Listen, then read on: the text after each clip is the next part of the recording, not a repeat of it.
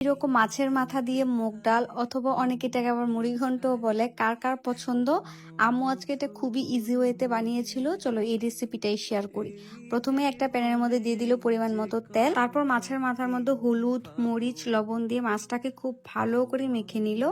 যখনই তেলটা গরম হয়ে যায় মাছের মাথাটাকে দিয়ে দুই পাশ খুব ভালো করে ভেজে নেয়। মাছের মাথাটা ভাজা শেষ হলে ওই একই তেলের মধ্যে দিয়ে দিল পেঁয়াজ কুচি আর রসুন কুচি, তারপর সবকিছু একসাথে খুব ভালো করে ভেজে নিবে।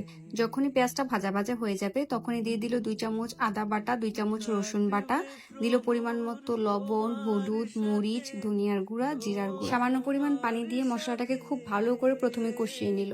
মশলাটা কষানো হয়ে গেলে দিয়ে দিল মাছের মাথাটা, তারপর স্প্যাচুলার সাহায্যে মাছের মাথাটাকে ভেঙে দিল। এটা বেশি ভাঙার দরকার নেই, একটু আস্তে আস্তে রাখবে, তাহলে মুগ ডালের সাথে খেতে বেশি ভালো লাগবে। অন্যদিকে আগে মুগ ডালগুলো খুব ভালো করে ভেজে নিয়েছিল। যখনই ভাজা শেষ হয়ে যায় এগুলোকে পানি দিয়ে ধুয়ে তারপর ইউজ করতে হবে। তারপর মাছের মাথার সাথে মুগ ডালটাকে খুব ভালো করে মিক্স করে দিতে হবে। মুগ ডালটাকে একটু ভাজা ভাজা করে নেবে।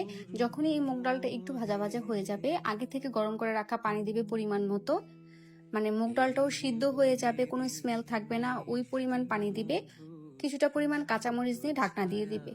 যখনই মুগ ডালটা ভালো করে সিদ্ধ হয়ে যাবে ঢাকনা উঠিয়ে সবকিছু খুব ভালো করে নেড়ে চেড়ে ধনিয়া পাতা দিয়ে দিবে। এই মুগ ডালটা গরম ভাতের সাথে খেতে এত মজা লাগে, তোমরা অবশ্যই একবার ট্রাই করে দেখতে পারো।